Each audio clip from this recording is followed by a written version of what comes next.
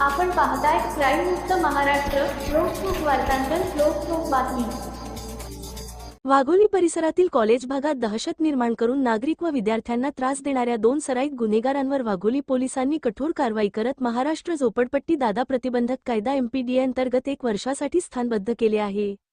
या कारवाईमुळे परिसरातील नागरिकांनी दिलासा व्यक्त केला असून कायदा सुव्यवस्था राखण्यासाठी पोलिसांचा धडाकेबाज निर्णय ठरला आहे.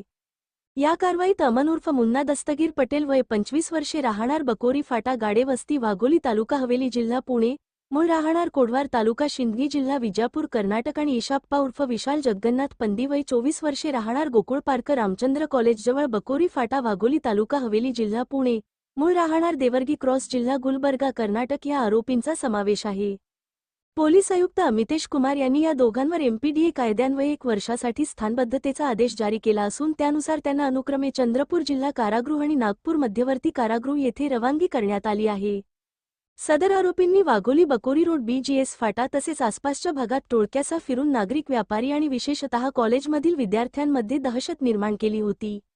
आरोपींकडून दमदाटी दरोडे खंडणीसाठी अपहरण जीवघेण्या धमक्या जबरी चोरी उघड्यावर लूटमार तसेच बेकायदेशीररित्या अग्निशस्त्रे आणि घातक शस्त्रे बाळगण्याचे प्रकार वारंवार घडत होते. तसेच शासकीय आदेशांचे उल्लंघन बेकायदेशीर जमाव जमवून विद्यार्थ्यांवर हल्ले करणे अशा गंभीर गुन्ह्यांमुळे परिसरातील नागरिक भयभीत झाले होते. पोलीस नोंदीनुसार आरोपी अमन पटेल याच्यावर 5 तर ईशाप्पा पंदी याच्यावर 7 दखलपात्र गुन्हे दाखल आहेत. त्यांच्या सततच्या गुन्हेगारी कृत्यांमुळे वाघोली परिसरात कायदा व सुव्यवस्थेचा प्रश्न निर्माण होत होता.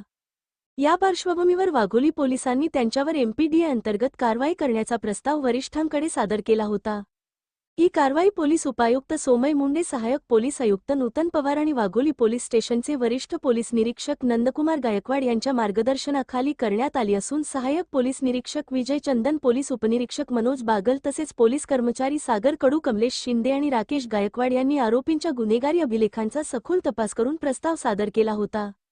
सदरची कामगिरी ही पोलीस आयुक्त अमितेश कुमार अप्पर, पोलीस आयुक्त मनोज पाटील, पोलीस उपायुक्त सोमय मुंडे, सहाय्यक पोलीस आयुक्त नूतन पवार, वरिष्ठ पोलीस निरीक्षक नंदकुमार गायकवाड, पोलीस निरीक्षक गुन्हे पल्लवी मेहेर यांच्या मार्गदर्शनाखाली सहाय्यक पोलीस निरीक्षक विजय चंदन, पोलीस उपनिरीक्षक मनोज बागल, पोलीस हवालदार बाळासाहेब मोराळे, प्रदीप मोठे, सचिन कुटे, पोलीस अंमलदार सागर कडू, कमलेश शिंदे, राकेश गायकवाड, सुनील कुसाळकर, गहिनीनाथ बोयणे, मंगेश जाधव, अमोल सरतापे, अशोक शेळके, पांडुरंग माने, समीर भोरडे, दीपक कोकरे, साईनाथ रोगणे, प्रीतम वाघ, मारुती वाघमारे, शिवाजी चव्हाण यांनी केली आहे.